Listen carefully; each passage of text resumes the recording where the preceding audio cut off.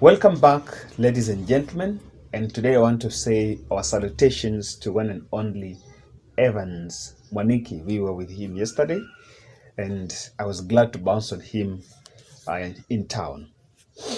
Yesterday, there are political events that happened, but I don't want to term them political events. I want to start here by saying that the same script or the fate that Musalia Mudavadi went through is what is waiting Kalonzo Musyoka.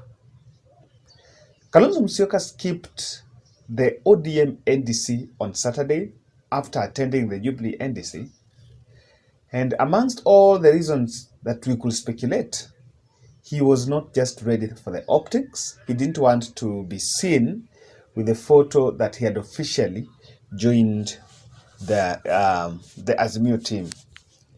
But I also find that so hypocritical because Raila Odinga was the chief guest in the Wipers NDC. Now, things are turning out very different, and they're now sending a lot of speculations. Moses Kuria was invited in a meeting, and in that meeting, it was attended by Kalonzo Musyoka, Martha Karua, Cyrus Jirongo, and Gideon Moi Center representative. I want to understand that what happened is that meeting, the highest probability, if you look at those photos, it looks like it was held at Kalonzo Musyoka's residence, because if it was Gideon Moi would have attended. It doesn't look like Martha Karua, but then because I saw walikuwa wanapewa, I don't know whether those are goats, huh? So that could be Kalonzo Musyoka's Yata farm. Let's see what Moses Kuria posted after that meeting. Yeah? Today, I was hosted by my good friends from One Kenya Alliance, led by His Excellency Honorable Stephen Kalonzo Musyoka, Wiper, Honorable Martha Karua, NAK Kenya, Cyrus Jirongo, UDP, and KANU Executive Director George Wainaina, representing Gideon Moi. They invited Chama cha Kazi and myself to join the One Kenya Alliance. Whereas we share many ideals between Chama cha Kazi and OKA, we agreed to work together as long as OKA is not joining the Azimio coalition, which is incompatible with myself and the Chama cha Kazi. We'll hold a follow-up meeting on Wednesday, 2nd March, on to agree on the way forward. So I want to ask even for that, just from that point first, huh? Have OKA joined Azimio la Umoja? Because Kalonzo Musyoka just made a proposal that he wanted. Of course, they have not formally joined. And I think I listened to an interview by Enoch Wambua, who was being interviewed in Citizen TV, in KTN, Checkpoint, and he came out complete to say that they had not joined, but they had a stand that they were only going to join the Azimio team. They're only going to work with the Azimio team if Kalonzo Musyoka is at the top of the ticket.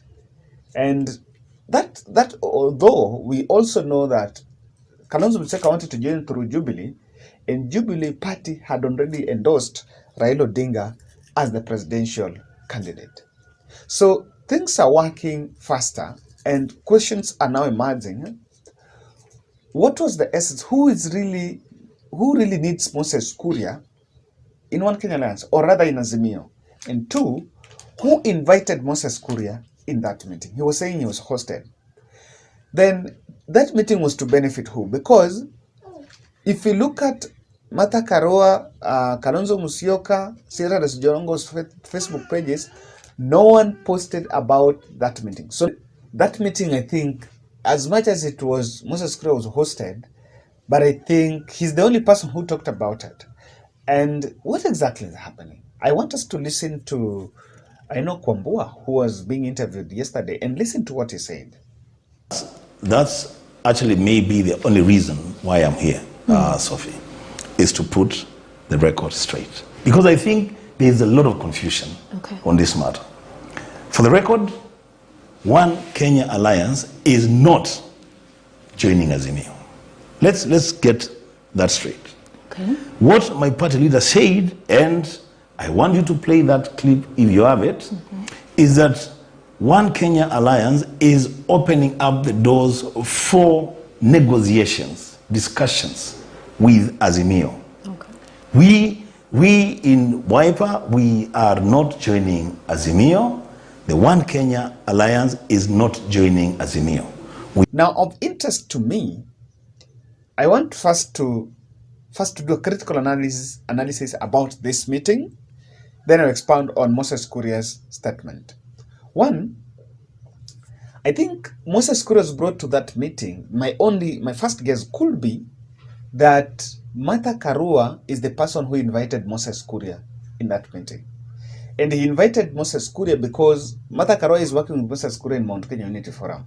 So he might have invited Moses Kuria to try to help him join, so that, because he knows that Moses Kuria is pushing Martha Karua agenda.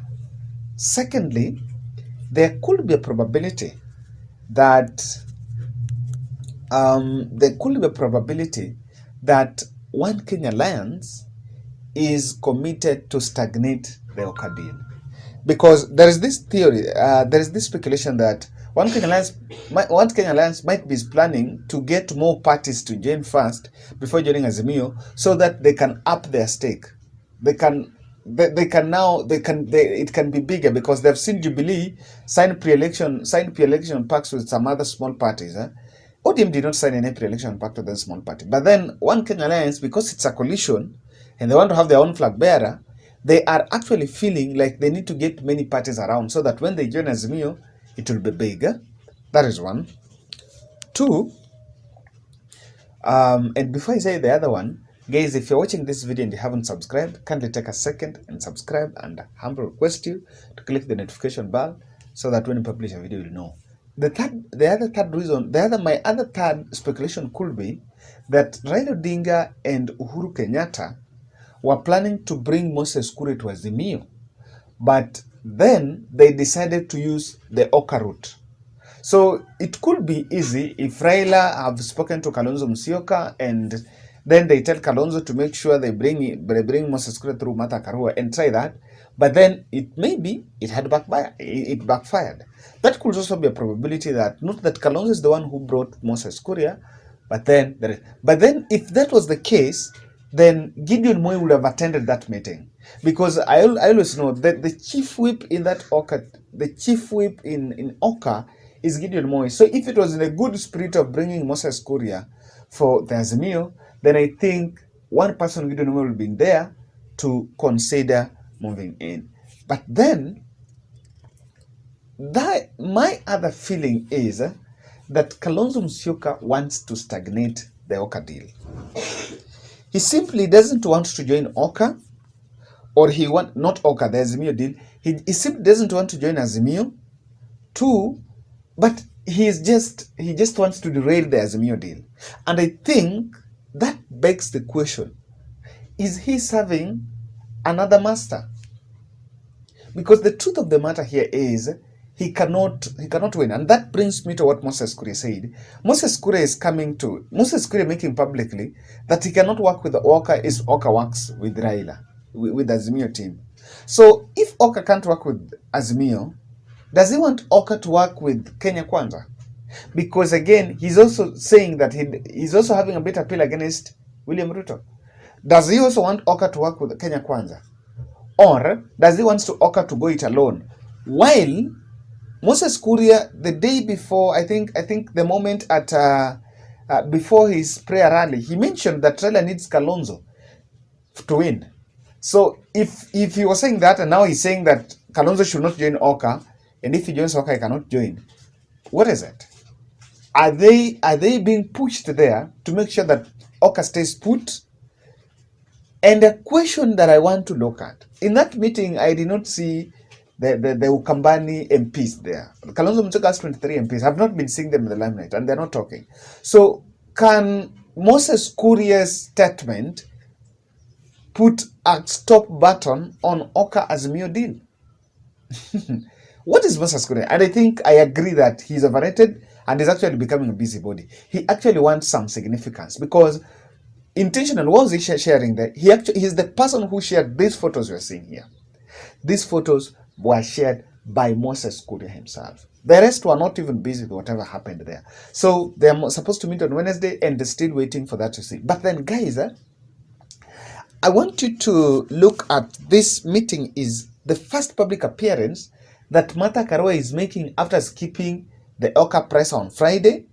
I think it was on Thursday. And also skipping the NDC, the Jubilee NDC that was attended by OKA team. So one thing I want to feel here, and that is my punchline, that's what we want us to look at. Martha Karua, he wants to leave OKA. And Moses Kuria's statement was just a direct message from Martha Karua. And Martha Karua was just delivering a message to both Raila and Uhuru and the OKA team. So guys, in my analysis here, I want to look at 4 reasons why I think Martha Karua is finally wants to leave OKA. Because for the truth is, Moses Kuria is inconsequential. His statement is inconsequential. And why would he make it public? If the other deliberation was all there, why would his statement then come out and make it public? Karua has realized that it's time to leave, and that is number 1. Number 2 is that someone is pulling a stop button somewhere. We'll look at that finally. But then, what is dividing OKA in the middle? OKA is divided in the middle, and what is dividing OKA is Gideon Moi and Jirongo are already in Azimio. Martha Karua and Kalonzo Musyoka are fence sitters. Then Martha Karua wants to leave because he has some unsettled wars with President Uhuru Kenyatta. Recently, she's on record, and I don't know where she got this statement, that President wants to extend her stay in power, and she keeps on repeating that. I think if I check her Facebook, her Twitter page, I think this is here. Martha Karua is more of an activist, and she has realized that for her to pull an activist, to make a name, maybe is turning against President Uhuru Kenyatta, because Uhuru Kenyatta endorsing Raila, to her, she's feeling like Uhuru wants to extend power, and she keeps on repeating that. So I think she doesn't want to join because of unsettled wars with Uhuru Kenyatta. Secondly, I am the first person in this channel who analyzed that Raila Odinga was fronting Martha Karua. But there were backroom forces that do not believe Martha Karua should be Raila Odinga's running mate, because they feel, and it was so unfortunate that Boniface Mwangi did that tweet, and I think I should get that tweet for you. Boniface Mwangi did that tweet, and that the people are feeling uncomfortable in the case that something happens to Raila, then Martha Karua will be the president and she's ungovernable. So I think somewhere behind the scenes, and she's also, Martha Karua has also been saying that Raila should be given the freedom to choose the running mate, which I personally agree.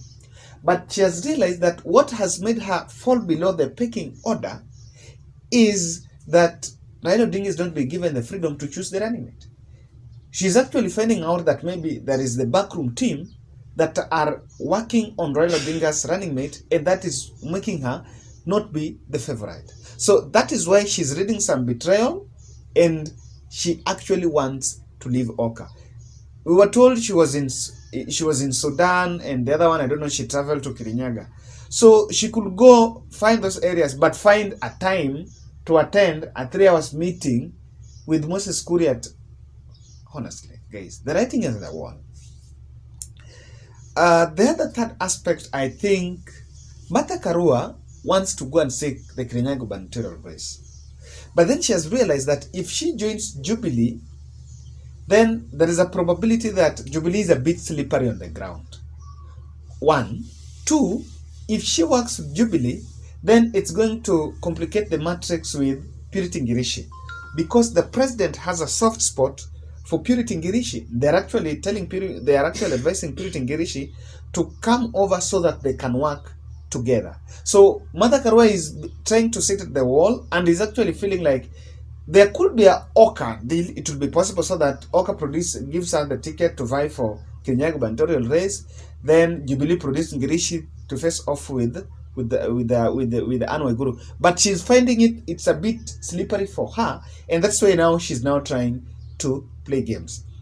Number 4, And finally, there isn't media attention on Martha Karua, and I think I analyzed here, on Kalonzo Musyoka made Martha Karua to feel a little bit inferior. And I told you she panicked, and she posted in her Twitter page saying that nation are on a partisan mission. My view. That was first, and I analyzed that mission here. And I think that mission is sitting pretty uncomfortable with Martha Karua. And that is why she's feeling like that if they join Azimio, then Kalonzo Musyoka stands a better chance to be the running mate. In that case, that is the whole thing why she doesn't feel comfortable to join Azimio. But again, guys, to what, that's my daughter. But then, guys, to what extent can she get a political survival outside Azimio? Does she have a fate in OKA? Because if OKA goes it alone, in that scenario, it becomes Kalonzo, Martha Karua, they can't win anything. So what exactly do you think that they stand to gain? But is there a possibility that Kalonzo Musyoka have revived their relationship with Jimmy Wanjigi, and Jimmy Wanjigi is using him to make sure that Raila Odinga presidency do not see the light of the day? Think about it.